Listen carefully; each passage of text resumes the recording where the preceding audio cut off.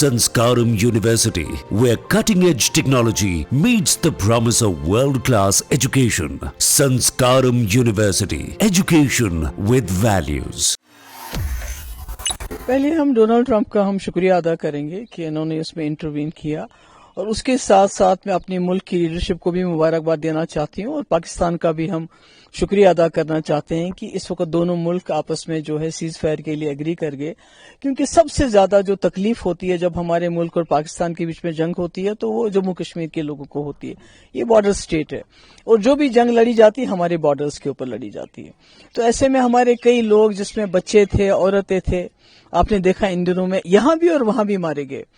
बहुत प्रॉपर्टी का नुकसान हुआ और लोगों का जीना जिसको कहते हैं हराम हो गया। अस्पताल हमारे बड़े हैं, पार भी बड़े हुए हैं।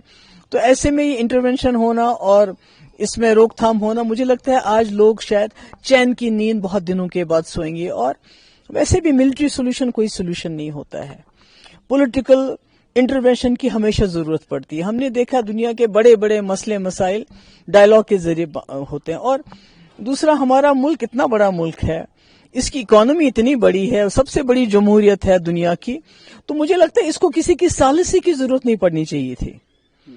ये खुद ही एक बड़ा भाई बन के इस रीजन का, मैं नहीं कहती खाली पाकिस्तान का बड़ा भाई, मैं कहती हूँ पूरे रीजन में जो इसमें हमारे जितने भी कंट्रीज हैं उन सबका बड़ा भाई बनना चाहिए हमारे मुल्क को।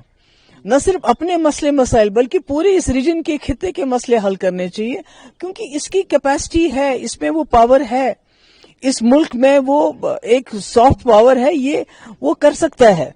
तो अब जो भी कुछ हो गया, मुझे लगता है कि आज जम्मू कश्मीर के लोगों के लिए ये खुशी का दिन है, बल्कि इस पूरे रीजन के लिए। अगर खुदा ना खास्ता ये जंग आगे चली जाती तो ये न सिर्फ इस रीजन के लिए बल्कि पूरी दुनिया के लिए खतरा बन सकती थी। देखिए, मैं तो कहती हूँ कि सबसे ये बात भी दूसरा मैं कहना चाहती हूँ कि दहशतगर्दी को बर्दाश्त नहीं करना है, कोई बर्दाश्त नहीं करेगा।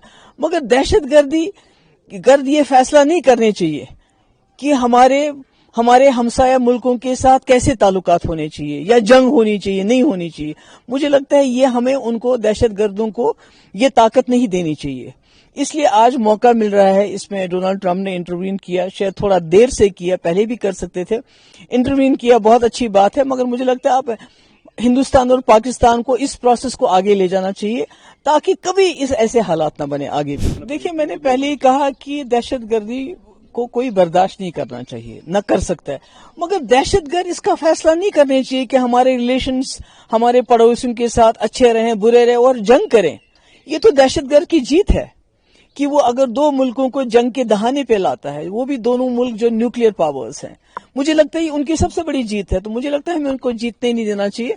हमें सारे अपने मसले बैठ के पॉलिटिकल प्रोसेस के जरिए हल करने चाहिए, जैसे वाजपेयी जी ने किया था।